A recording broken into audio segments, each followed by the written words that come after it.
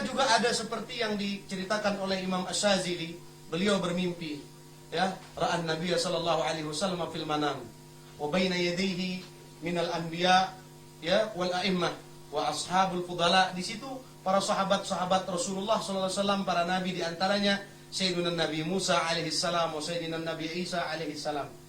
Pada saat itu Nabi Musa alaihi salam bertanya kepada Rasulullah, "Ya Rasulullah, anta qulta fi haditsik, bukankah engkau yang mengatakan di dalam hadismu, ya, anna ulama min ummatik ka anbiya Bani Israil?" Ya, ulama dari kalangan umatmu wahai Rasulullah. Kenapa beliau mengatakan Rasulullah di situ?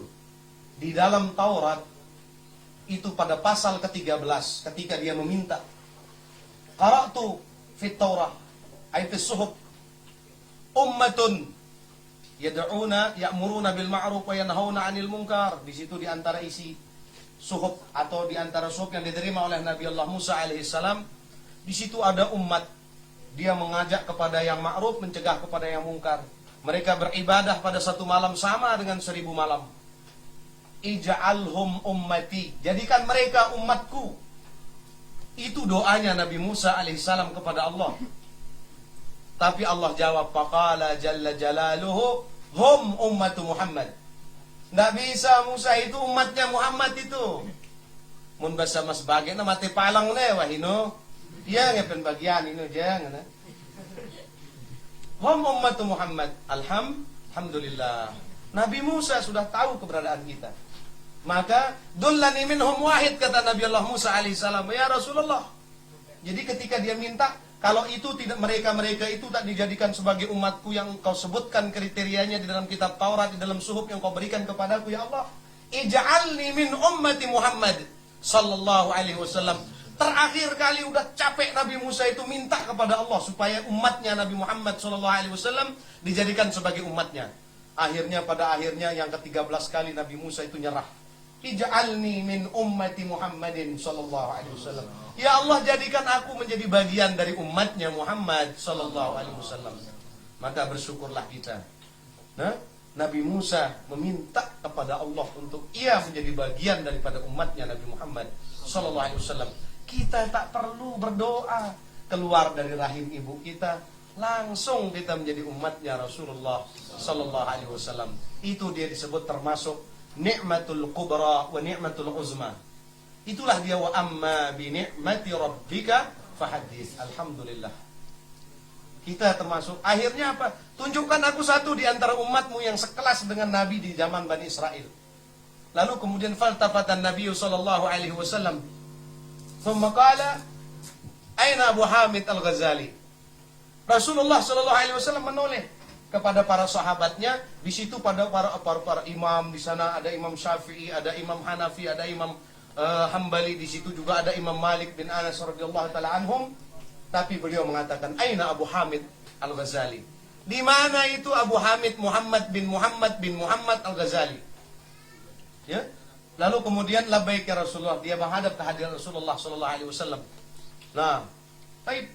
Akhirnya diminta Nabi Musa untuk berdialog dengan Imam Ghazali. Ya Imam, masmuk. Nabi Allah Musa alaihissalam bertanya kepada Imam Ghazali, siapa namamu? Oh? Lalu beliau menjawab, oh, ana Muhammad bin Muhammad Al-Ghazali. Tuh, sa'altuka anismik faqat. Aku tanya namamu saja, kenapa kau sebut bapakmu, kakekmu semuanya? Yuk. Wa anta aidon atal fil jawab. Engkau juga ya Nabi Musa, bukankah engkau telah panjang lebar jawabanmu ketika Allah bertanya, ya Musa, ya, apa di tanganmu itu? Oh, hadza asaya atau aku bihaganam. Panjang lebar Nabi Musa menjawab, ya sadaqta ya Rasulullah, anna ulama, ya, ka'anbiya Bani Israil. Betul ya Rasulullah, katanya. Sempat dialog Nabi Musa alaihissalam dengan Al-Imam Al-Ghazali.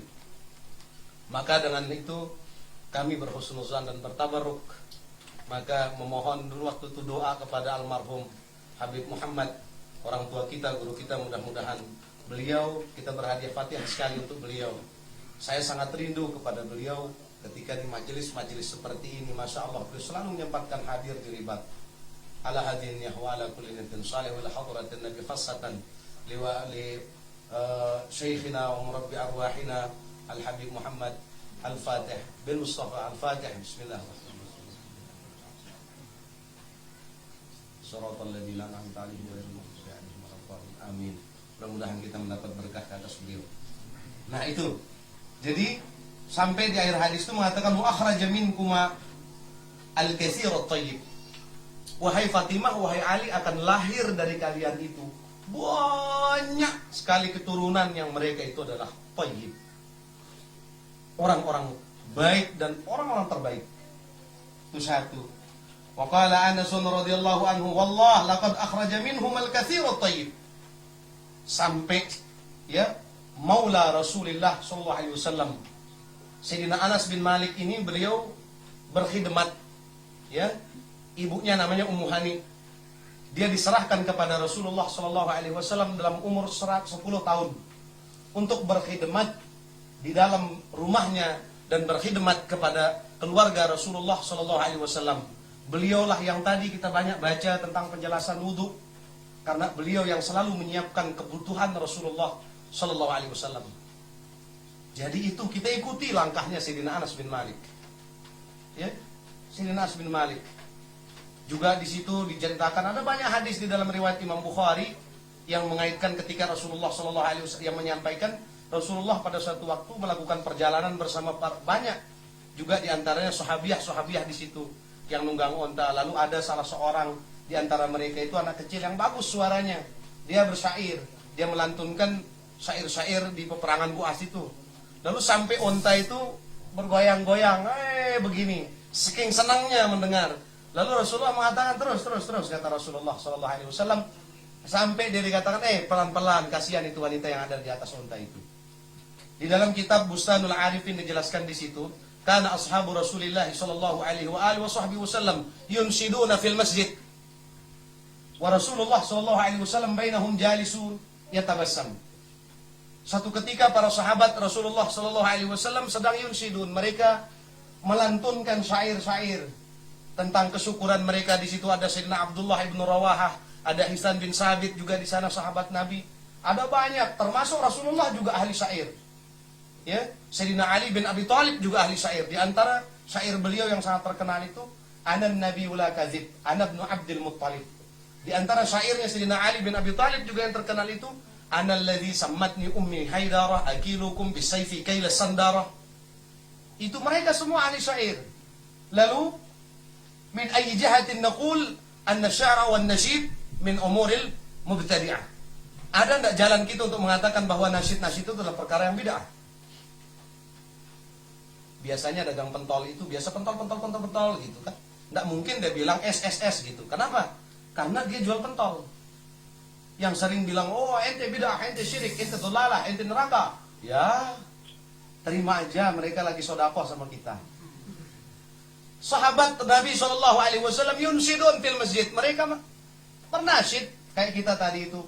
Kita baca tadi qamarun, kita baca tala'al badru alaina. Kita baca semua. Ya. Di antara syair itu laulaka mahtadaina. Di antara penggalan daripada hasyu, daripada setengah bait itu namanya hasyu. Ya. Lalu kemudian syater gitu. Kemudian setengah dari syater itu namanya hasyu di dalam ilmu arab. Lalu Rasulullah sallallahu alaihi wasallam duduk di situ di antara sahabat-sahabat beliau. Beliau duduk, ya tabassam, beliau senyum. Tapi kenapa kita umatnya Rasulullah sallallahu alaihi wasallam kok ketika kita baca nasyid kayak kebakaran kumisnya? Orang Rasulullah saja senang kok lihat mendengar sahabatnya baca nasyid. Kok kita ini kayak apa gitu? Kayak kita ditampar sama jin ifrit. Ya? Lalu di mana kita dengan akhlaknya Rasulullah sallallahu alaihi wasallam? Harusnya sesama umat Nabi itu harus saling mensyukuri. Kita bacakan mereka Fatihah lil muslimin wal muslimat. Yang suka tak suka terhadap nasyid dan maulid itu semua kita doa. Harusnya dia bawakan kita buah, dia bawakan kita dulang.